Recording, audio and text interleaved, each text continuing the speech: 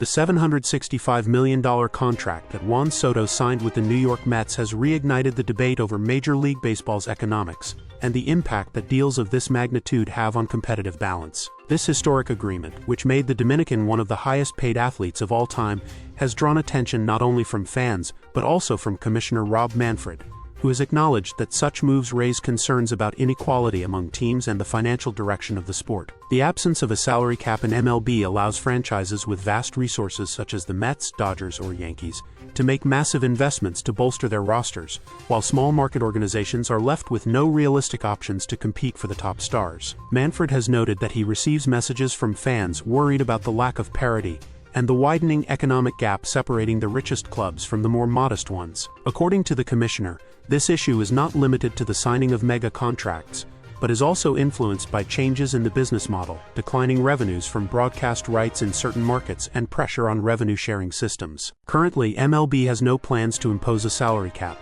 though it does have the luxury tax or competitive balance tax, which penalizes teams that exceed certain payroll thresholds. However, this mechanism has not stopped franchises like the Mets from starting the season with record payrolls well over $300 million.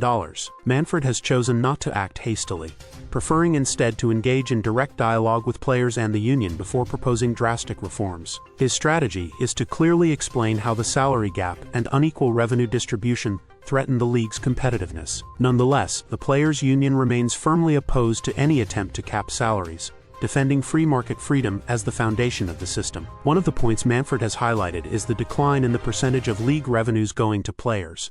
In 2002, they received about 63% of MLB's total revenue, whereas today that figure barely reaches 47%. According to his calculations, if a 50% equitable split had been established 2 decades ago, players would have earned over $2.5 billion more. This data is used by the commissioner to illustrate that the problem not only affects competition between teams, but also the way wealth is distributed within the sport itself. Soto's contract also impacts the free agent market and could influence the Mets' future spending, as they will need to balance their budget to avoid excessive dependence on a single player. Meanwhile, other clubs are watching closely, evaluating whether this long-term gamble will result in championships or become a heavy financial burden. Manfred insists that time will tell whether such deals are sustainable, but he does not hide that the current model may require deep adjustments to preserve the balance baseball needs.